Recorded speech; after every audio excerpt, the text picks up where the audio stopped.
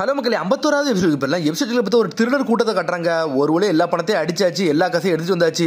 இனிமேல் நம்மள யாரும் துரத்த மாட்டாங்கன்னு சொல்லி பேசிட்டு இருக்காங்க அந்த 4 பேரும். தண்டர் ட்ரெயின்ல இருந்து ஒரு வேளையை தேடியாச்சுப்பா, நம்ம எஸ்கேப் ஆயிட்டு இனிமேல் நம்மள பிடிக்க யாருமே கிடையாது சொல்லி பேசிட்டு இருக்காங்க அவனுங்க. ஆல்ரெடி இந்த டனல் வந்து எல்லாருமே மறந்து போயிட்டாங்க, இது யூஸ் பண்ணாத டனல், இனிமேல் நம்ம இதை யூஸ் பண்ணிக்கலாம்னு சொல்லி பேசிட்டு இருக்காங்க அவனுங்க. சடனா பார்த்தா எவனோ ஒருத்தர் கிராஸ் பண்ணி போய்கிட்டு இருக்கான். அவனுக்குள்ளே பேசிட்டு இருக்கானுங்க, ஏன்டா நம்மள 3 பேர் தான் இருக்கும், இன்னும் ஒரு ஆளை காணோம்னு சொல்லி பேசிட்டு இருக்கானுங்க. சடனா பார்த்தா யாரோ ஒருத்தர் கிராஸ் பண்ணி போய்கிட்டு இருக்கான். யாருடா நீங்கன்னு சொல்லி கேட்காம பார்த்தா யாருனே தெரியல, ஒரு மான்ஸ்டர் மாதிரி வந்து எல்லாத்தையும் கொண்டு எரிஞ்ச மாதிரி எஞ்சிட்டு இருக்காங்க. அதுக்கப்புறம் பார்த்தா அடுத்த நாள் கட்டுறாங்க. பார்த்தா பர்ட்டோ டீம் தான் கட்டுறாங்க. பார்த்தா அவங்க மிஷன் முடிச்சு வந்து நடந்து வந்துட்டு இருக்காங்க. உடனே பர்ட்டோ சொல்றான், இந்த பாடி கார்டு மிஷனுக்கு நம்மள கூப்பிட்டுருக்காங்க, ஆனா இருந்தா நல்லா தான் இருந்துச்சு சொல்லிட்டு இருக்காங்க. மீட்சிக்கு சொல்லிட்டு இருக்கான், ஒருத்தனோட பிராணியத்தை நம்ம பாதுகாத்துட்டு போனோம், சரி இது நம்ம ஈஸியா தான் இருந்துச்சு சொல்லிட்டு இருக்கான் பர்ட்டோ. உடனே சாரடா சொல்றா, இந்த மிஷன் மாதிரி எல்லா மிஷனும் ஸ்மூத்தாலாம் போகாதுடா, கொஞ்சம் எல்லாத்துக்கும் ரெடியா இருந்துக்கோன்னு சொல்லிட்டு இருக்காவா. சரி எனக்கு அதெல்லாம் தெரியும், சரி வாங்க நம்ம சாப்பிட போகணும்னு சொல்லிட்டு இருக்கான் பர்ட்டோ. உடனே சாரடா மீட்சிக்கு நீங்க என்ன சாப்பிட போறீங்கன்னு சொல்லி கேட்காம, நீ என்ன சாப்பிடுறியோ அதே சாப்பிடுன்னு சொல்றான் மீட்சிக்கு. சரி வாங்கடா தண்டர் பர்கர்ல போய் பர்கர் சாப்பிடுன்னு சொல்லிட்டு இருக்கான் பர்ட்டோ. சாரடா பாத்துட்டு இருக்கா, எப்ப பார்த்தாலும் பர்கர் பர்கர் பர்கர் தவிர வேற வேலையே கிடையாது சொல்லிட்டு. அதுக்கப்புறம் பார்த்தா இவங்க 3 பேர் நடந்து போய்கிட்டு இருக்காங்க. பார்த்தா அந்த டீம் 7 பத்தி ஒரு சீனியர் பேசிக்கிட்டு இருக்கான். இவங்க தானே டீம் 7, இவங்க மிஷன் எப்பவுமே வந்து 100% சக்சஸ் ரேட்ல தான் இருக்காங்கன்னு சொல்லிட்டு இருக்காங்க. நம்மளோட சின்ன பசங்களா இருக்காங்க, இருந்தாலும் சூப்பரா பண்றாங்கன்னு சொல்லிட்டு இருக்காங்க அவனுங்க. பார்த்தா அவனை நக்கல் அடிக்கானுங்க. பார்த்தா ஹொக்காகே பையன்கிறத லைட்டா மென்ஷன் பண்றாங்க அவனுங்க. உன்னை பார்த்தாலும் எனக்கு பொறாமையா இருக்கு அப்படின்னு சொல்லிட்டு போய்கிட்டே இருக்கானுங்க அவனுங்க. நான் மட்டும் ஹொக்காகே பையனா இருந்தோம்னா எனக்கு இந்த மாதிரி ஈஸியான மிஷன் எல்லாம் கிடைச்சிருக்குன்னு சொல்லிட்டு இருக்காங்க அவனுங்க. உன்னை மீட்சி சொல்றான், இவங்களை பார்த்தாலும் எனக்கு ஒண்ணுமே புரியலன்னு சொல்றான். சாரடா சொல்லிட்டு இருக்கா, அவனுக்கு பேசுனதெல்லாம் மைண்ட்ல ஏத்தாதான் சொல்லிட்டு இருக்காவா, அதெல்லாம் நான் ஒன்னும் மைண்ட்ல ஏத்தல, சரி நான் கிளம்புறேன்னு சொல்லிட்டு வேகமா கிளம்புறான். டேய் வாடா பர்கர் சாப்பிடலாம் சொல்ற சாரடா, இப்ப எனக்கு மூடு இல்லன்னு சொல்லிட்டு வேகமா அங்க இருந்து கிளம்பி போய்கிட்டே இருக்காம. பார்த்தா ஒரு மாதிரி சோகமா நடந்து போய்கிட்டு இருக்கான். எப்ப பார்த்தாலும் ஹொக்காகே பையன்ங்கிறது உங்களுக்கு வேலையா இருக்குன்னு சொல்லிட்டு. அப்புறம் பார்த்தா பர்ட்டோ வீட்டுல வந்திருக்கான். என்னன்னு பார்த்தா இன்னைக்கு பர்ட்டோட பிறந்த நாள், அவனை வந்து பாக்குறதுக்காண்டி சாரடா அவங்க குடும்பத்தோட வந்திருக்கா. ஹாப்பி பர்த்டே பர்ட்டோ சொல்லிட்டு வாராவா சக்குரா. சாரடா நீமா வந்திருக்க சொல்லிட்டு பர்ட்டோ பாத்துக்கிட்டு இருக்கான். ஆளா ஒண்ணு வரலடா, எங்க அம்மா சொன்னாங்க அப்படின்னு சொல்லிட்டு திரும்புதாவா. பார்த்தா ஆப்போசிட்ல மீட்சிக்கு தலையில ஒரு கோண கவுத்திட்டு உட்காந்துருக்கான். அதை பார்த்துட்டு செதறிட்டாவா, நீ அதுக்குள்ள வந்துட்டுன்னு சொல்லிட்டு கேட்டுக்கிட்டு இருக்கா. சாரடா இதுதான் ஃபர்ஸ்ட் பர்த்டே, நான் இப்ப தான் முதல்ல ஒரு பர்த்டே பார்ட்டிக்குலாம் வாரன்னு சொல்லிட்டு இருக்காங்க. அதுக்கப்புறம் பார்த்தா ஹீமாரி வந்து பர்ட்டோ கட்டி கேக்லாம் ரெடி பண்ணி கொண்டு வந்துட்டா, நானே டெக்கரேஷன் பண்ணணும்னு சொல்லிட்டு இருக்கா ஹீமாவாரி. உடனே சக்குரா வந்து பாராட்டுதா, உடனே தலையில தெரிய கொடுக்க ஹீமாவாரிய. சரி நருட்டோ எங்கன்னு சொல்லிட்டு சக்கரை கட்டிட்டு இருக்கா, அவன் கூடிய சீக்கிரத்துல வந்துரும்னு சொல்லிட்டு இருக்கா ஹினாட்டா. உங்க அப்பா வரப்போறாரா, அப்ப உனக்கு சந்தோஷமா இருக்கும்னு சொல்லிட்டு இருக்கா சாரடா. அவர் வந்தா என்ன வரலன்னா என்ன, அதுக்கெல்லாம் நான் கண்டுக்கிட ஆளே கிடையாது சொல்லிட்டு இருக்கான் பர்ட்டோ. பார்த்தா கேக்கெல்லாம் வெட்டி முடிச்சு சாப்பிட்டே முடிச்சாங்க.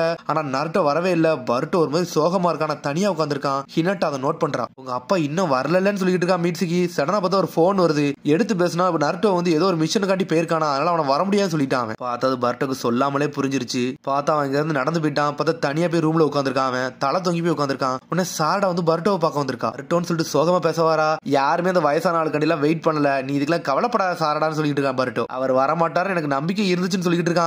அவருக்கு ஏதாச்சும் எமர்ஜென்சி ஒர்க் இருக்குன்னு சொல்லிட்டு இருக்காவா.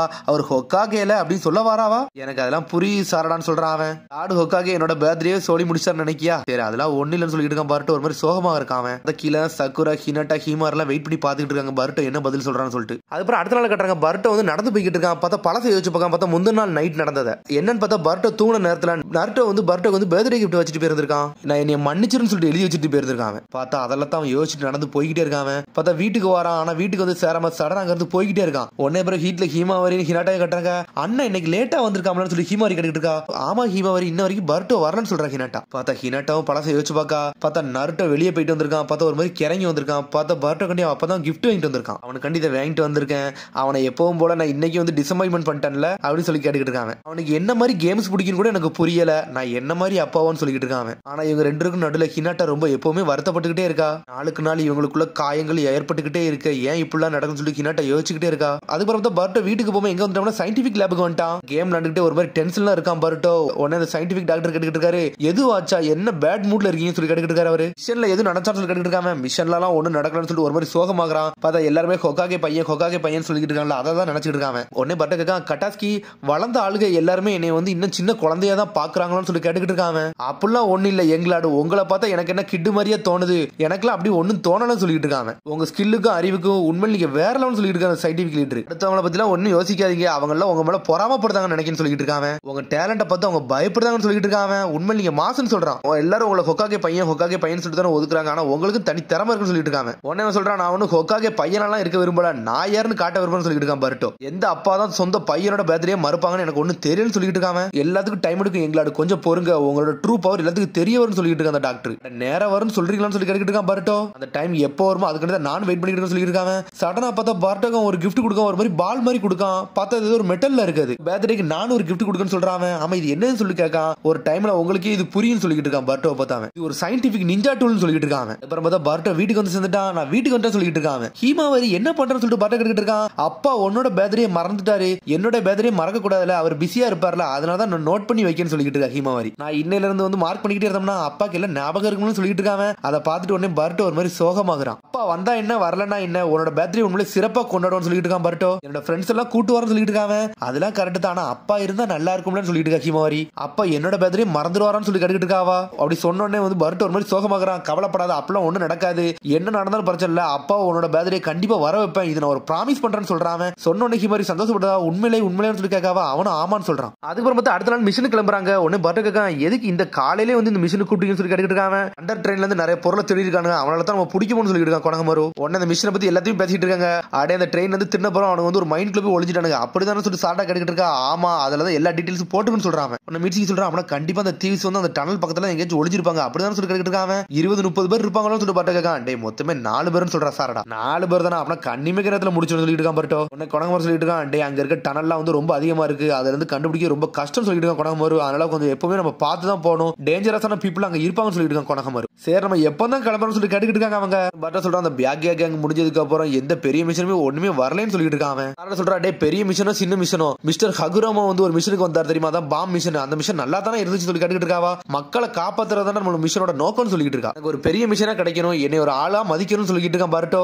விடுகடா இன்னும் 1 மணி நேரத்துல கிளம்ப போறோம்னு சொல்லிட்டு இருக்கான் கொனகமாரு. அதுக்கப்புறம் பார்த்தா நாட்டோ கட்டுறாங்க. காகியா ஓட்சி மாதிரி நிறைய பேர் இந்த உலகத்துக்கு வரது மாதிரி இருக்கு, அதை பத்தி தான் அவன் சர்ச் பண்ணிட்டு இருக்கான். பார்த்தா அவங்க புதுசா இன்னொரு ஹைடோட்டா கண்டுபிடிச்சிருக்காங்க. அவங்க சொல்லிட்டு இருக்கான், ஆமாடா நம்ம ஆல்ரெடி 2 எண்ணம் கண்டுபிடிச்சோம், இப்போ 3வது ஒண்ணு கண்டுபிடிச்சோம் சொல்லிட்டு இருக்காங்க. உடனே நாட்டோ சொல்றான், நானே போய் டேரக்டா போய் செக் பண்ண போறேன்னு சொல்லிட்டு இருக்காங்க. டே ஆல்ரெடி உனக்கு ஏகப்பட்ட வேலை இருக்கு, ஏன்டா இதையும் தலையில எடுத்து போடுதுன்னு சொல்லிட்டு இருக்கா சிக்கமாரு. அதெல்லாம் நீ சொல்லாத, நான் பாத்துக்கிறேன்னு சொல்லிட்டு இருக்கா நாட்டோ. இந்த ஒர்சிசிக்கி கிளானை பத்தி டாப் சீக்ரெட்டாவே இருக்கட்டும், யாருக்கு தெரியணும்னு சொல்லிட்டு இருக்கா நாட்டோ. காகிய வர ஏகப்பட்ட பிரச்சனை உண்டாக்கிட்டு போயிட்டா, ஒயிட் ஜெட்ஸ்ங்கிறது ஒரு ஆர்மியை வர உருவாக்கிட்டு போயிருந்தான்னு சொல்லிட்டு. ஆனா அந்த ஒயிட் ஜெட்ஸ்ல நிறைய பேர் செத்துருக்க மாட்டாங்கன்னு இன்ன வரைக்கும் நினைக்கிறேன், அதுல இன்னும் கொஞ்சம் சந்தேகம் இருக்குன்னு சொல்லிட்டு இருக்கா சிக்கமாரு. 10 வருஷம் ஆனாலும் இந்த ஒயிட் ஜெட்ஸ் பத்தி சில விஷயங்கள் இன்னும் மர்மமா தான் இருக்குன்னு சொல்லிட்டு இருக்கா நாட்டோ. இந்த உலகத்துக்கு அமைதி நிலவுனா நான் சில நேரத்துல போய் நானும் களத்துல இறங்கணும்னு சொல்லிட்டு இருக்கா நாட்டோ. நான் போய் ஸ்ட்ரெயிட்டா செக் பண்ணிட்டு வரேன்னு சொல்றான். சொல்லிட்டு இருக்கான், டே நீ ஏகப்பட்ட வேலைகள் பாக்குறதுனால வீட்டுக்கே உன்னால போக முடியலன்னு சொல்லிட்டு இருக்காங்க. உன்னோட பையனோட பிறந்த நாளைக்கும் போக முடியலன்னு சொல்றான். அப்படி சொன்னோன்னு ஒரு மாதிரி சோகமாகறான். ஆமாடா அவனை நான் டிசப்பாயின்மெண்ட் பண்ணிட்டேன்னு சொல்லிட்டு இருக்கான் நாட்டோ. அது முக்கியம் தான், ஆனா எனக்கு என்னோட வில்லேஜ் முக்கியம்னு சொல்லிட்டு இருக்காங்க. ஏன்னா அந்த வில்லேஜுக்கு நான் தான் ஹொக்காகேன்னு சொல்றான். அதுக்கப்புறம் பார்த்தா நாட்டோ அங்க இருந்து கிளம்புறான். பார்த்தா பர்ட்டோ வெளியே தான் வெயிட் பண்ணிக்கிட்டு இருக்கான். டே எங்க அப்பாடான்னு சொல்றான் பர்ட்டோ.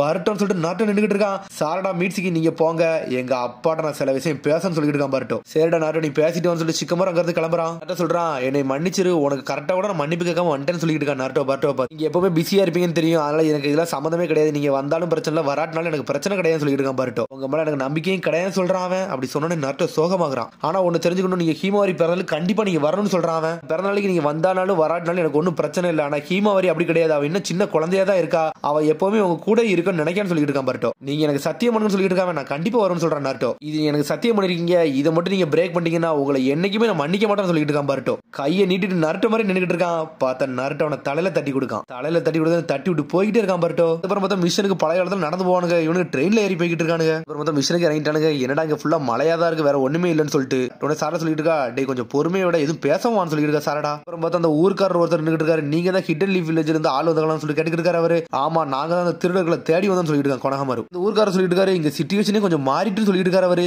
என்னாச்சுன்னு சொல்லி ஷாக் ஆகுறாங்க. என்னன்னு பார்த்தா அந்த 4 பேர்ல 3 பேர் இறந்துட்டாங்க, ஒரே ஒருத்தன் தான் மிச்சம் இருக்கு, அவனும் இங்க தேடி இங்க வந்துட்டான்னு சொல்லிட்டு. என்னன்னு பார்த்தா ஒரு ஜெயிலுக்கு கூட்டு போறாங்க. யார் இவன் சொல்லிட்டு கொனகமாரு கேட்டுக்கிட்டு இருக்கான். அந்த திருடர்கள் ஒருத்தன் சொல்லிட்டு இருக்காங்க, அங்க பிடிக்க முன்னாடி இவனே மாட்டிக்கிட்டான்னு சொல்லி கொனகமாரு கேட்டுக்கிட்டு இருக்கான். இல்ல அவனா தான் இங்க வந்து சேர்ந்தான்னு சொல்லிட்டு இருக்காரு அவரு. என்னாச்சுன்னே தெரியல, ஒரு மாதிரி பயந்துகிட்டே இருக்கான், ஆனா எதுவுமே பேச மாட்டேன்னு சொல்லிட்டு. என்னதான்டாச்சு உன் டீமுக்கு என்னாச்சுன்னு சொல்லிட்டு கொனகமாரு கேட்டுக்கிட்டு இருக்கான். எல்லாம் முடிஞ்சிட்டு சொல்லிட்டு அவன் அழ ஆரம்பிச்சான். உள்ள இருக்கவன் எல்லாரும் செத்துட்டாங்கன்னு சொல்றான். அந்த மான்சர் அவங்களை கொண்டுட்டுன்னு சொல்லிட்டு இருக்காங்க. பார்த்தா எல்லாத்தையும் எரிச்சு கொண்டிருக்க ஒரு மான்சரான்னு சொல்லிட்டு முழிக்காங்க அவங்க. உடனே அந்த ஊர்க்காரர் சொல்லிட்டு இருக்காரு, இவன் வந்ததுல இருந்து இந்த மாதிரி மான்சர் தான் சொல்றான், எங்களுக்கு ஒண்ணுமே புரியலன்னு சொல்லிட்டு இருக்காரு அவர். என்னை காப்பாத்துங்க, அது கண்டிப்பா நீ கொல்லவர்னு சொல்லிட்டு இருக்காங்க.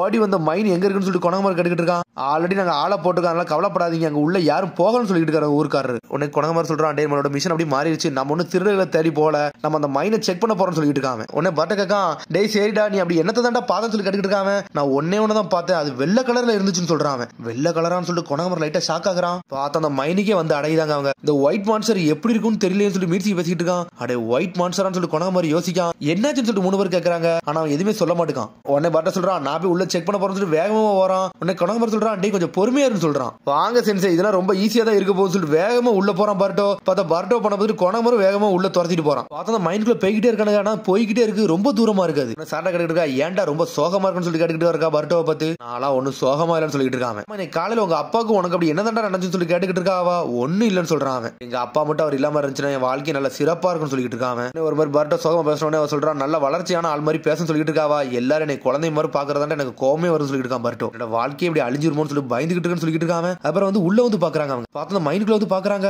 உன்னை மீட்சிக்கு சொல்றான், இங்க வந்து பாருங்கன்னு சொல்றான். என்னன்னு பார்த்தா ஒருத்தர் செத்து கிடக்காரு. உன்னை கொணகமாரு சொல்லிட்டு இருக்கான், டே அந்த பக்கம் 2 பேரும் செத்து கிடக்காங்கன்னு சொல்லிட்டு இருக்கான். பார்த்தா 3 பேர் அங்க செத்து தான் கிடக்காங்க. உன்னை மீட்சிக்கு சொல்றான், யாரோ ஒரு ஷார்ப்பான பிளேட வச்சு 2 துண்டா வெட்டி இருக்காங்கன்னு சொல்லிட்டு இருக்கான். உடம்புல எலக்ட்ரிசிட்டி பாசன மாதிரி இருக்குன்னு சொல்லிட்டு இருக்காங்க. அவங்க எத்தனை நிஞ்சா இருந்திருப்பாங்கன்னு சொல்லி சாண்டா கேட்டுட்டு இருக்கா. அது நம்மளுக்கு சரியா தெரியலன்னு சொல்லிட்டு இருக்காங்க. அவங்க உடனே வந்து பர்ட்டோ கேட்க, அந்த ஒயிட் மான்ஸ்டர் எப்படி இருக்குன்னு ஒன்னும் புரியலன்னு சொல்லிட்டு இருக்கான் பர்ட்டோ. பர்ட்டோ எங்க பாருன்னு சொல்லிட்டு இருக்காங்க. பார்த்தா ஏதோ ஒரு வழி தடம்லாம் இருக்கு. பார்த்தா கால் தடமா இருக்காங்க. பார்த்தா கால் தடத்தை நோக்கி அப்படி உள்ள நடந்து போய்கிட்டே இருக்காங்க. அவங்க பார்த்தா அந்த கால் தடம் ரொம்ப பெருசா இருக்கு, 2 மீட்டர் அளவுக்கு இருக்காது. தெரிஞ்சு ஏகப்பட்ட ஜுட்ஸோ போட்டு தான் கொன்றுப்பான்னு நினைக்கிறேன் சொல்லிட்டு இருக்கான் மீட்சிக்கு. உடனே கொணகமாரு சொல்லிட்டு இருக்கான், டே எல்லாரும் பேட்டிலுக்கு தயாரா இருக்கடா, போக்கஸ் ஆருங்க, கார்டை மட்டும் டவுன் பண்ணிடாதீங்கன்னு சொல்லிட்டு இருக்கான் கொணகமாரு. பார்த்தா அங்க காகியோட கிளானோட ஒரு சிம்பிள் இருந்துச்சு, அந்த சிம்பிள் இங்கேயும் இருக்கு. பார்த்தா அந்த வழித்தடத்தை நோக்கி உள்ள வந்துகிட்டே இருக்காங்க. பார்த்தா ஒரு டெட் எண்டுக்கு வந்த மாதிரி நிக்காங்க. அவங்க கடன அந்த ஃபுட் பிரிண்ட் அப்படி ஸ்டாப் ஆயிருச்சு. டே இது ட்ராப்னு சொல்றான் கொணகமாரு. பார்த்தா அந்த மான்ஸ்டர் அங்க நிக்கி, பார்த்தா 3 நிக்கி. எல்லாரும் பாத்துருங்க, அது நம்மள சரௌண்ட் பண்ணிட்டு நினைக்க சொல்லிட்டு இருக்கான் கொணகமாரு. பார்த்தா அந்த மான்ஸ்டர் அப்படியே கத்திக்கிட்டே வருது. பார்த்தா கொணகமாரு கண்டுபிடிச்சா யாருடான்னு சொல்லிட்டு. பார்த்தா கொணகமாரு அதை பிளாக் பண்ணிட்டு நின்னுகிட்டு இருக்கான். பார்த்தா கொணகமாரு அந்த மான்ஸ்டர் அடிச்சு நொறுக்குது. பார்த்தா எல்லாரும் தயாரா இருக்கடா, கார்டோட இருக்குன்னு சொல்லிட்டு இருக்கான் கொணகமாரு. இவன்டான்னு சொல்லிட்டு இருக்கான் கொணகமாரு. பார்த்தா ஒயிட் சிட்ஸ் தான் நின்னுகிட்டு இருக்கான். ஒயிட் சிட்ஸ் எப்படி இங்க வந்தான்னு சொல்லிட்டு பார்த்தா திரும்பி முதல்ல கதை ஆரம்பிக்கானுங்க. பார்த்தா அதோட எபிசோட் முடியுது. அதுக்கடுத்த எபிசோட் சந்திப்போம். மறக்காம சப்ஸ்கிரைப் பண்ணி ஷேர் பண்ணி கமெண்ட் பண்ணுங்க. பெல் பட்டனை மறக்காதீங்க. See you, bye.